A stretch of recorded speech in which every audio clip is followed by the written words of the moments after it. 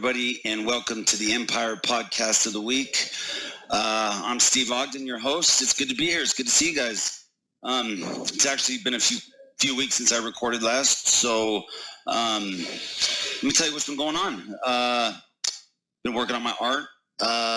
Been acquiring other art from some other guys. I got a new pen pal who I met on the prison site, who is an amazing person. I want to give her a shout out, Rachel.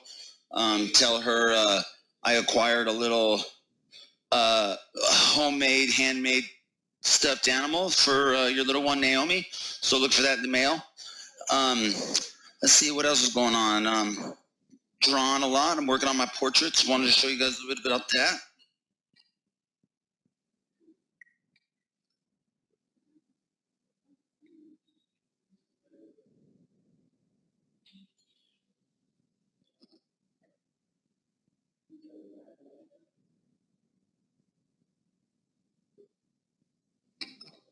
As you can tell, it's not quite finished yet, but something I'm working on. I plan on collaging it all together with some smoke and stars. For those of you who don't know who are too young, and that's Marilyn Monroe, one of our iconic figures.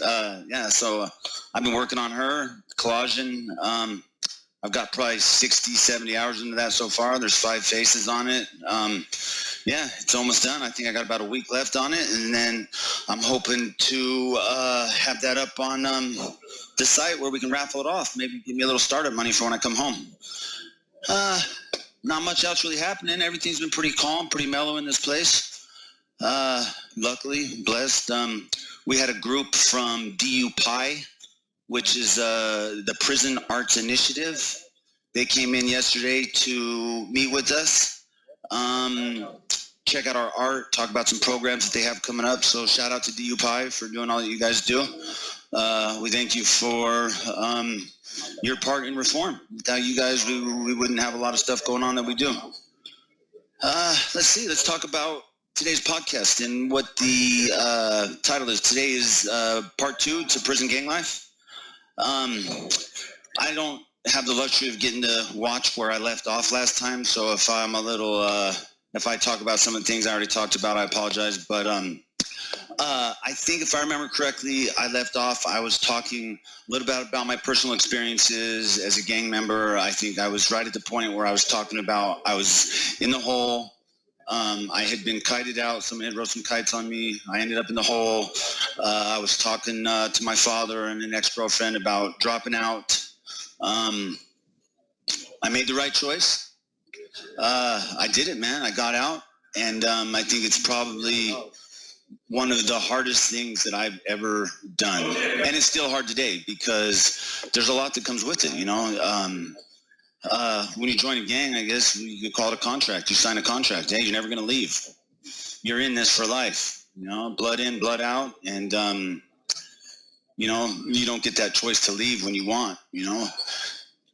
And I think that's one of the hardest things, one of the reasons why these, you know, other adults, other people, they don't leave the gang once they get started. But I really want to touch on that because I talk about a contract. And when I talk about the contract, you only get to hear one side when you join a gang. You know, they don't tell you about all the BS, all the bullcrap that comes along with it. You know, of course, you know, family and DOC and everybody talks about, oh, don't join a gang, you know, you're going to get tied in for life. And, you know, you hear a lot of stuff from people that haven't been there.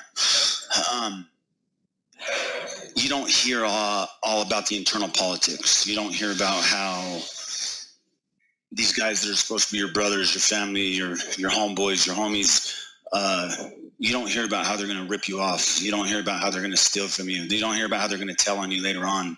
You don't get to hear about how they're going to set you up to take the fall for their stuff. You don't get to hear about all the negative bullshit that comes along with becoming a gang member. They only tell you, oh man, you're going to make a lot of money and you're going to be protected and you're going to have friends and they're there for life. And these guys are going to have your back through thick and thin. And no matter what you do, right, wrong, or indifferent, they're there for you. And you hear all this great stuff, man. And for the guys that missed out on having a family, and for the guys that, you know, don't have anything, don't have an education, don't know where they're going, no direction, you know, they don't have a big brother, they don't have, you know, they grew up in a neighborhood where they had homies. And, that stuff's appealing, man. And all that stuff sounds good, man. I get to have a meal at the end of the night. I get to have money in my pocket. I get to have clothes. And no matter what, these guys are going to be there. But as time goes on, man, you get to learn that, there's instances, and at the beginning, that's all true. Those guys, they're always there. They'll fight with you. They'll do drugs with you. They'll sell drugs with you. That's all true. But a friend of mine, they said everybody has an expiration date in the gang world. Everybody has a best if used by date. After about 20 years, everybody kind of goes bad. That's what the gang members say. Maybe not all, but again, I'm going to disagree with that. I don't think everybody goes bad. I think after a while, you get to see what it is. You get to see all the bad shit that comes along with it. You get to see all the people that set you up and get you in jams and aren't there for you. You go to jail, they're out there sleeping with your girlfriend, sleeping with your wife. One of the things that we'll be there to take care of your family if you go to jail. That's not true. Maybe in some extreme circumstances you might have some really good people that are there, but don't get fooled, man. They're not there to take care of your family. They're there to try to sleep with your girlfriend as soon as you got your back turned. They're there to try to utilize all your resources as soon as you're gone. They're trying to, your connects, your whatever you have. I call it homie hustling, bro hustling. The agenda is bring a guy in that has money, bring a guy in that has connects, bring a guy in that you can take advantage of, and that's what this gang life has really become. I'm sure in some instances that I really didn't get to take part in, but there's people that grow up in neighborhoods where you're battling with other neighborhoods, and there's an extreme reason of why people join a gang. And I'm not here to knock that. I'm not here to say that they're wrong, or I just know that my personal experience with joining a gang was a nightmare, man. And in the beginning, it was it was fun. We were getting in trouble. It was us against the system. And then it became apparent really quick that it was more than that, And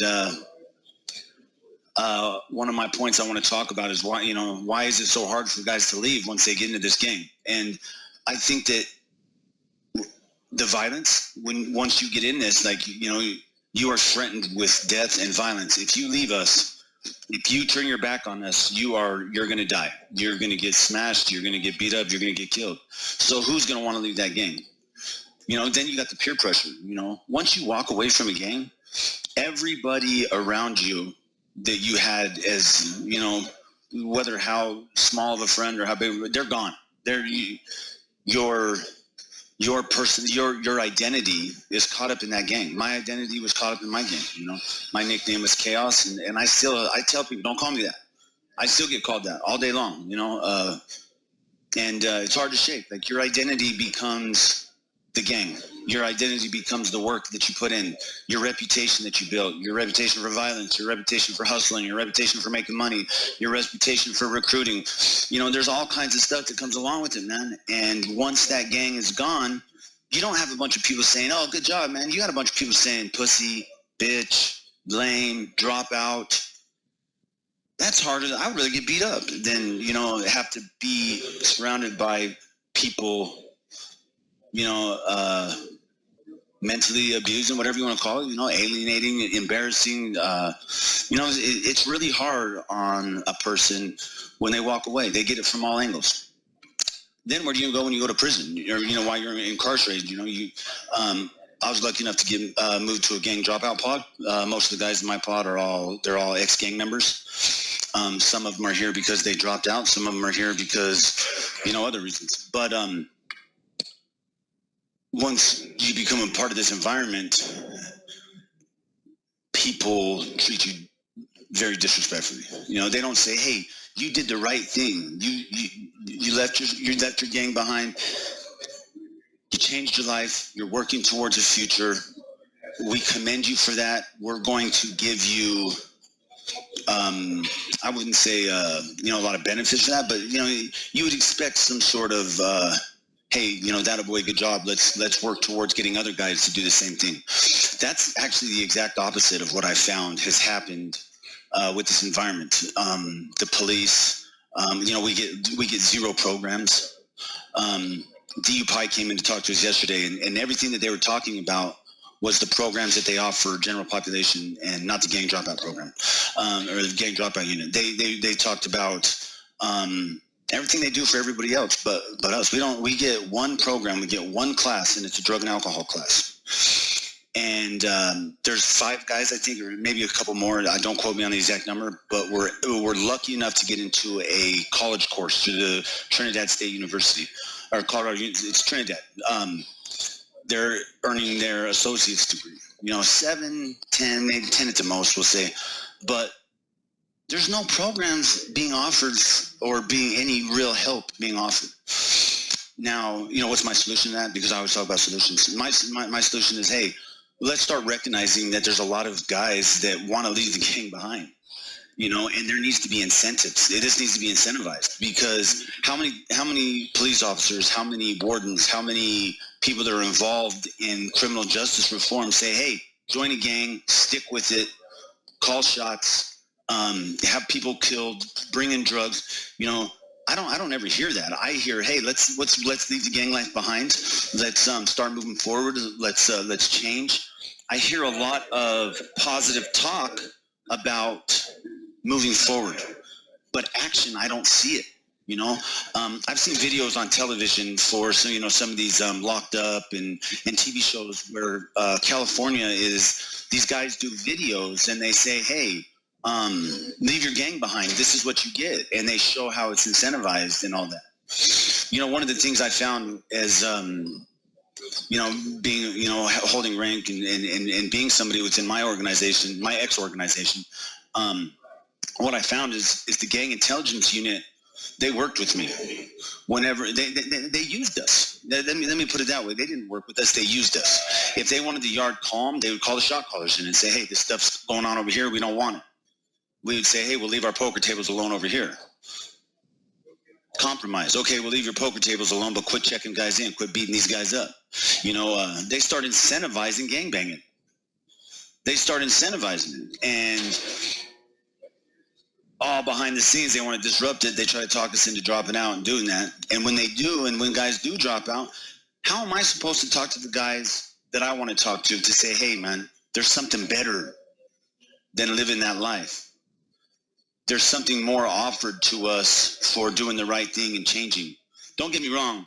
The best thing I ever did was leave the gang behind. It upsets me that I don't get programs. It upsets me that I don't have a lot of the stuff that I feel like should be available to me. And I miss out on so much more, but I'm not a gang member no more. And I'm not involved in what I was involved in before. And I don't have the constant drama. I don't have all the rules. I don't have all that going on anymore. So I'm not upset that I dropped out. It's the best thing I did. But I want to bring other guys over here. I want them to see that there's something more. So I think that Colorado needs to start a gang dropout program or a gang reduction program, whatever you want to call it. Colorado started a program. It was called GAP, Gang Awareness Program. It was inmates that started, it was convicts, guys that started it. It was all the shot callers across the state. They brought us all together. I was there. I was part of it. I had gotten into a fight and got kicked out. But there was no programming, there was no big brother, there was no mentorship. It was a bunch of guys trying to do something. That's awesome. I'm not knocking it at all. It didn't work out. Meet back, brainstorm, think, and build something new. And that's what I want to see happen. I want to see Colorado lead the charge in doing this. Let's stop the security aggressors. Let's stop, gang activity. And how do we do that? So when I was in Jefferson County Jail, I was offered by one of the gang officers, one of the gang unit police officers, to help start a gang reduction program in the Jefferson County Jail. They said, hey, come up, develop a plan, give us an idea of something that would work, and what you think. Why did you join a gang? What did you see that would help others not take the path that you took? So I did some brainstorming. I ended up getting moved before it could happen, but I started looking at and talking to other gang members, like, hey, why did you join? what made you take this path? I looked at myself, a hard, long look at, and I came up with some really good ideas about mentorship, about big brother programs, about relationship groups, about parenting classes. There's a whole slew of reasons why people join a gang, but it comes down to loneliness. It comes down to lack of family. It comes down to not really knowing how to have a real relationship, a real friendship. So my ideas were to bring all those other classes, all those other groups that really work on those points of emphasis and bring them into one program that works on reducing gangs. Walking away from a gang as an adult, especially in prison, is near impossible. And of course, the idea would be to work with youth before they go down that path. And I'm sure there's a lot of programs. I know in Denver they have like GRASP, gang awareness. They've got GRID. They have some different programs that work towards working with youth. I don't know how many of those youth actually get to hear our stories. Hear stories from adults about what we've been through, and I think that would be an amazing program, one that started with dropping out, joining a program, going through classes, going through groups, and then as time goes on, earn some trust, have some growth, and then start working with youth in a big brother mentorship program at risk, and being able to give back, because I really believe that would be the way to go, and I have a lot of thoughts on that, and I would love to start. I would really love to start a program like that and help be a part of it. I'm hoping that Jefferson County still holds that idea that they want to do that and is willing to, consult with me when I get out, which is hopefully soon. That really kind of leaves me at a stopping point. I want to talk to you guys a little bit about personal experiences on my next podcast. I want to talk about the gang that I joined. I want to talk about white supremacy a little bit and how, those were my experiences. So next week's podcast, I want to be on 211 Crew, the ins and outs, the entirety of it. I want to talk a little bit about other white gangs, prison gangs mostly, the differences between them, the dangers of them, and I just kind of want to give a rundown about my personal experience with it, all the way through from start to finish. So look for that next week. Thanks for being here, and you guys have a good week. Take care.